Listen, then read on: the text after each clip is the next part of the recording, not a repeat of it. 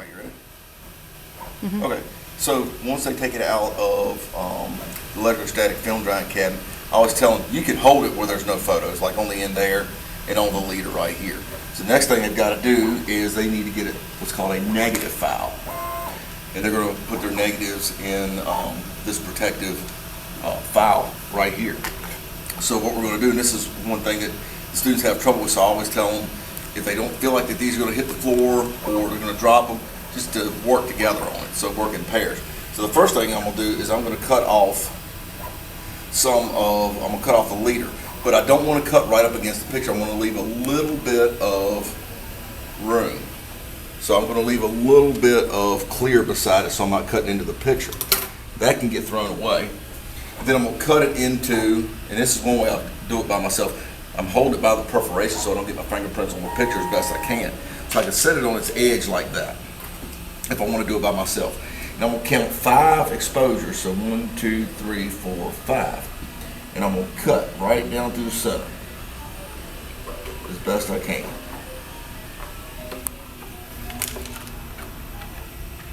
I'm going to try not to let it hit the table.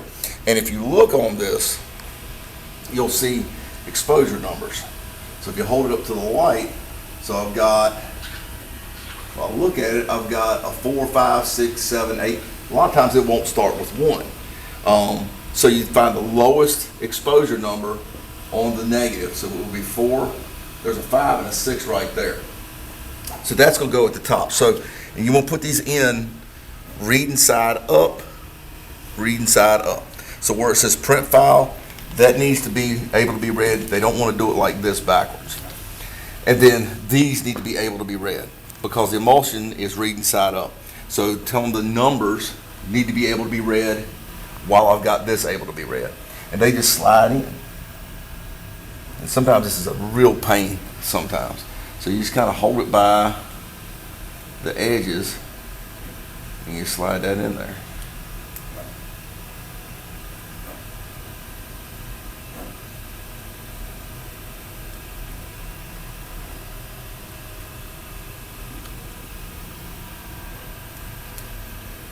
And the kids aren't going to cut it perfect. I never cut them perfect. You get them as far as you can in there so it's all protected. All right, and then you just cut the next strip of 5. So I'm going to go 1, 2, 3, 4, 5. So I'm going to cut right here.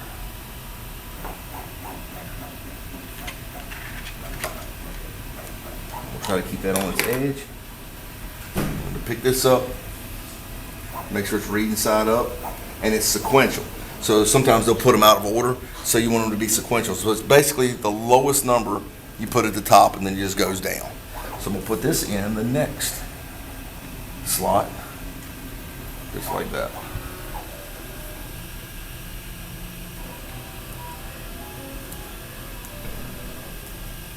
And I kind of bend them in a little bit so it makes it easier to put them in.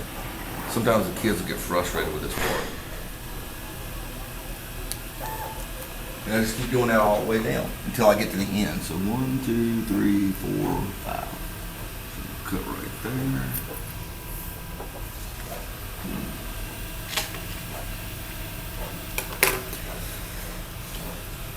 I cut that side up.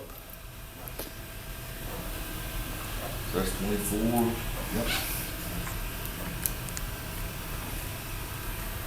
And you can tell them the reason it's important to put them reading side, everything reading side up, is because when you actually make the exposures to in the large photos, that the emulsion side needs to be up. If you turn one of these around, you're going from the opposite side of the emulsion. You're not going to get a true reading of how much light you need to make a photograph.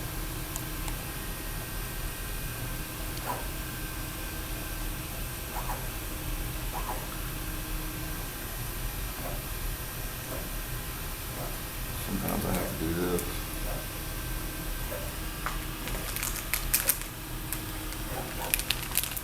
Yeah, sometimes this part can actually be a real pain sometimes. There we go. And I'm trying to lift it up to where I'm not letting it scrape on the table. And it's not going to be perfect.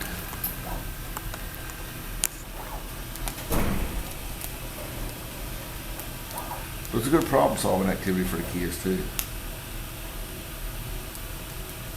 There we go. And then let's see, 1, 2, 3, 4, 5, so right here.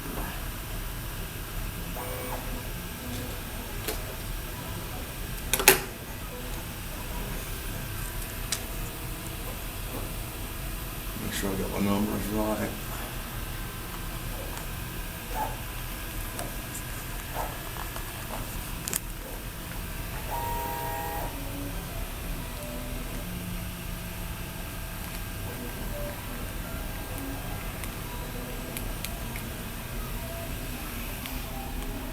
All right, now, the thing about this, 1, 2, 3, 4, 5. All right, I ended on 5, so I'm just gonna cut that off.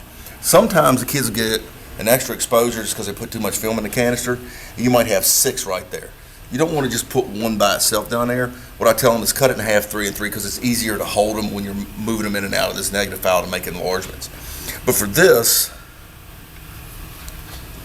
I'm just gonna cut the very end of this off and leave a little bit of clear film around that last exposure. And then reading side up right here.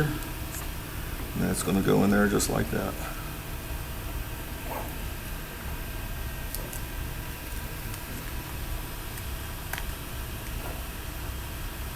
All right, and then that can be thrown away.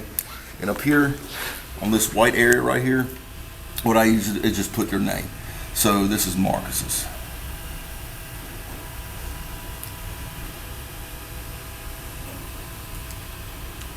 All right, and that's it for that part. So what I usually did was